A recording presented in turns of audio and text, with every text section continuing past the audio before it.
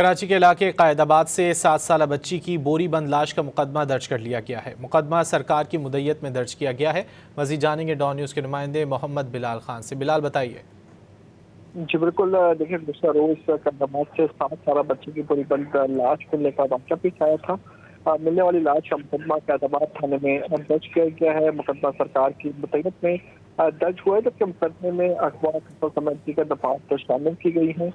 گزشتہ روز لاش قائد آباد میں گندے نالے سے ملی تھی۔ لاش کو دور پر بوری میں بند کر کے پھینکا گیا ہے اور لاش بہانہ حالت میں بوری کے اندر بند کی تھی، جبکہ لاش تقریباً 6 سے 7 روز پرانی بتائی جاتی ہے، جبکہ ملنے والی لاش کی تاحال شناخت نہیں ہو سکی ہے۔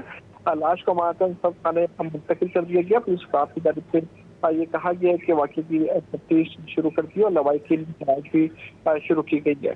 جی بہت شکریہ محمد بلال ان تفصیلات کے لیے۔